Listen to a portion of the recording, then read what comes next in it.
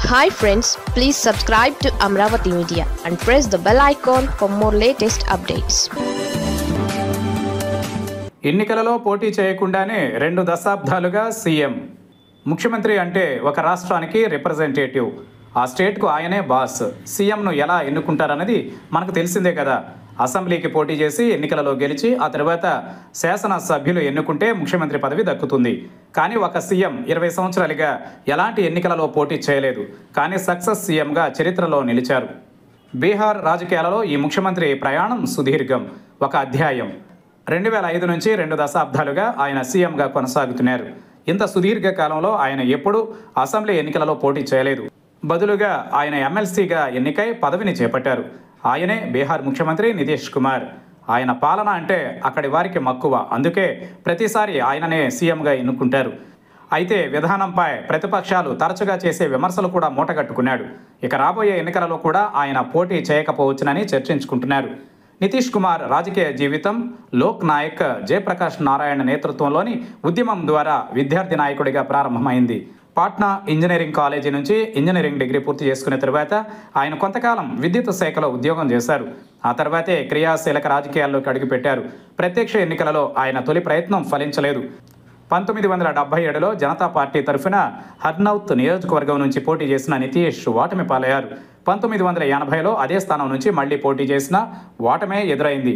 చివరికి 1985లో జరిగిన అసెంబ్లీ ఎన్నికలలో లోక్దళ్ టికెట్పై పోటీ చేసి తొలిసారి విజయం సాధించారు. ఇక ఆ తర్వాత నుంచి ఆయన అసెంబ్లీ ఎన్నికలలో మళ్లీ పోటీ చేయలేదు. సీఎంగా సుదీర్ఘకాలం పనిచేసినప్పటికీ 1985 తర్వాత ఆయన అసెంబ్లీ ఎన్నికల బరిలోకి దిగలేదు. ఈ అంశం ఆయన వ్యూహంలో భాగమా లేదంటే భయమా అనే చర్చ ఎప్పుడూ జరుగుతూనే ఉంటుంది. అసెంబ్లీ రాజకీయాల నుంచి దూరంగా ఉన్న నితీష్ కుమార్ లోక్సభ ఎన్నికలలో అదృష్టాన్ని పరీక్షించుకున్నారు.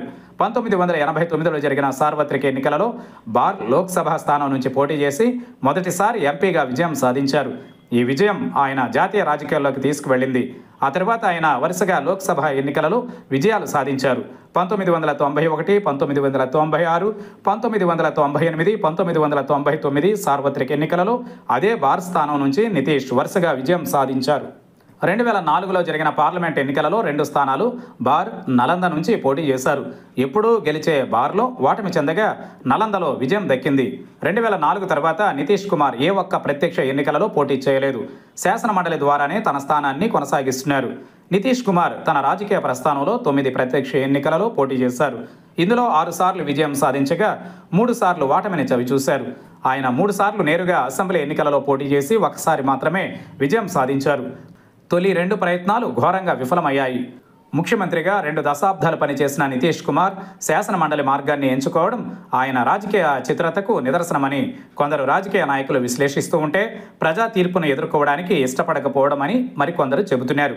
బీహార్ రాజకీయ భవిష్యత్తులో ఈ అంశం కీలక చర్చనీయాంశంగా ఉంది.